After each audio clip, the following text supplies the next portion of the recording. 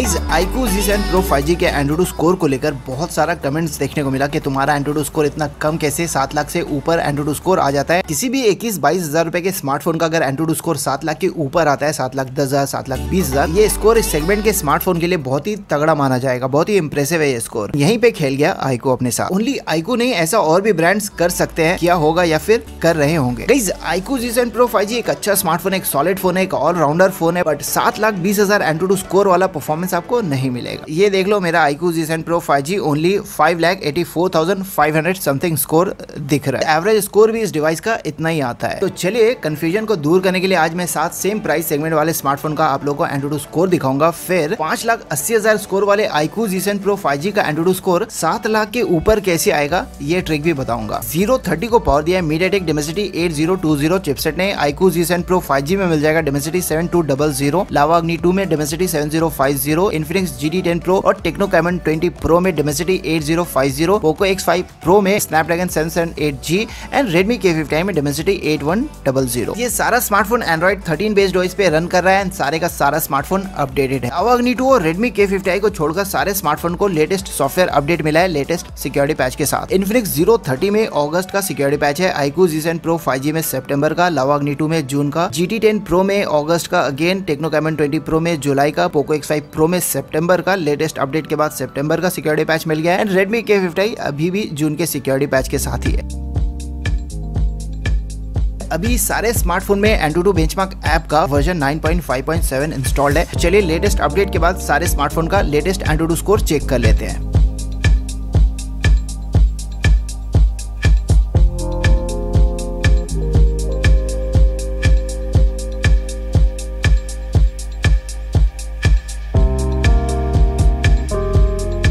ये आ गया Android score अपने पास सारे स्मार्टफोन का, बट आप याद रखना AnTuTu वर्जन 9.5.7 का स्कोर है। ये सबसे ज्यादा स्कोर दिख रहा है Redmi K50i का, यानी Dimensity 8100 चिपसेट वाले स्मार्टफोन का, 7,50,000 से थोड़ा सा ज्यादा। सेकंड स्कोर दिख रहा है Infinix 030 का 6,55,000 मोरलेस and third Infinix GT10 Pro का 6.5 लाख के आसपास, थोड़ा सा कम, 5,000 से थोड़ा सा कम। Tecno Camon 20 Pro का 6,37,500 के करीब दिख रहा है स्कोर एंड 5वें नंबर पे iQOO Z7 Pro 5G का 5,70,000 और थोड़ा सा कम आया लास्ट टाइम से। Lava Agni 2 का 5,17,000 और सबसे कम आया Poco X5 Pro का 5,12,000। टोटल स्कोर के साथ साथ हम CPU एंड GPU स्कोर भी नोट करके रखेंगे क्योंकि ये भी अभी काम आने वाला है। CPU स्कोर सबसे ज्यादा दिख रहा है Redmi K50i का, उसके बाद iQOO Z7 Pro 5G का, उसके बाद Poco X5 Pro का, चौथे पे Tecno Camon 20 Pro, उसके बाद GT10 Pro, उसके बाद Infinix 030 और सबसे कम Lava Agni 2 का। गाइस GPU स्कोर भी सबसे ज्यादा दिख रहा है Redmi K50i का, उसके बाद Infinix 030 और उसके बाद Infinix GT10 Pro का। वैसे Camon 20 Pro और GT10 Pro का स्कोर मोर और लेस सेम ही दिख रहा है। गाइस iQOO चौथे नंबर पे है, उसके बाद Poco X5 Pro और सबसे कम अगेन Lava Agni 2। अब हम AnTuTu बेंचमार्क के ऑफिशियल वेबसाइट पे जाएंगे लेटेस्ट वर्जन 7.0.7 इंस्टॉल करने के लिए इन सारे स्मार्टफोन में। AnTuTu बेंचमार्क ऐप रन करने के लिए अपने डिवाइस में आपको 2 APK फाइल डाउनलोड करना पड़ेगा, एक बेस APK और दूसरा 3D पैकेज। जो बेस APK फाइल है उसका साइज 83 MB के आसपास का है एंड जो 3D पैकेज है उसका साइज 1 GB के आसपास है। गाइस तो दोनों APK फाइल हमने अपने डिवाइस में इंस्टॉल कर लिया है, बट Tecno Camon 20 Pro में यानी Dimensity 8050 चिपसेट वाले स्मार्टफोन में फुल वर्जन सपोर्ट नहीं करेगा। Camon 20 Pro में हमें AnTuTu टेस्ट रन करने के लिए AnTuTu 3D bench light install करना पड़ेगा। AnTuTu ऐप के वर्जन 9 में भी ये चक्कर था, लेकिन ओनली 4 GB रैम वाले स्मार्टफोन में हमें AnTuTu 3D bench light install करना पड़ता था। बट AnTuTu वर्जन 10 में आप देख सकते हो Dimensity 8020 8050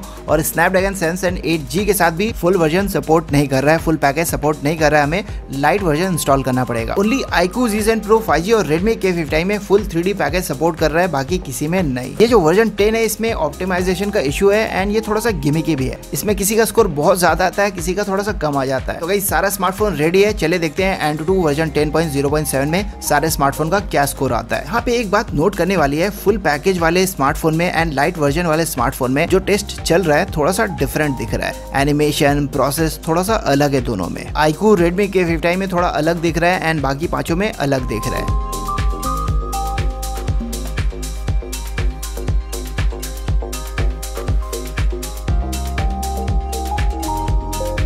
ओके, तो ये एंटूडू वर्जन 10.0.7 का स्कोर आ गया। गाइस इन्फिनिक्स Zero 30 जिसमें 3D बेंच लाइट के साथ टेस्ट चल रहा था, इसका स्कोर 5000 पहले से कम आया है। But iQOO G7 Pro 5G जिसमें फुल 3D पैकेज रन हो रहा था, उसका स्कोर पहले से 1,42,500 मोर और लेस स्कोर ज्यादा आया। गाइस लावा अग्नि 2 एंटूडू वर्जन 10 लाइट के साथ भी इसका स्कोर 41,800 मोर और लेस ज्यादा है। बट GT10 Pro और Camon 20 Pro दोनों का कम आया। GT10 Pro का 14,000 एंड Camon 20 Pro का 16,500 एंड स्नैपड्रैगन 7 8G यानी पोको X5 Pro का स्कोर 75,000 ज्यादा आया। Redmi K50i full 3D package के साथ इसने भी 75,000 स्कोर पहले से ज्यादा किया। वर्जन 10 में किसी का स्कोर कम आया, किसी का ज्यादा आया एंड किसी का बहुत ज्यादा आया। 1.5 लाख ज्यादा आया iQOO G7 Pro 5G का स्कोर पहले से। एक और बहुत ही इंटरेस्टिंग चीज आप लोगों को बताऊं, Zero 30 को छोड़कर बाकी सारे स्मार्टफोन का CPU स्कोर पहले से ज्यादा आया, बट GPU स्कोर सारे के सारा स्मार्टफोन का पहले से बहुत कम दिख रहा है। इन्फिनिक्स Zero 30 का पहले 2,38,39,000 के आसपास था, अभी 1,43,000 दिखा रहा है। लावा अग्नि 2 का स्कोर भी पहले से कम दिख रहा है GPU का, और GT10 Pro का स्कोर 1 लाख से ज्यादा कम आया इस बार। देख सकते हो वर्जन 10 में बहुत सारा कंफ्यूजन है। गाइस कोई भी स्मार्टफोन जो वर्जन 10 को फुल्ली सपोर्ट करेगा, यानी फुल 3D पैकेज जिसमें हम रन कर सकते हैं,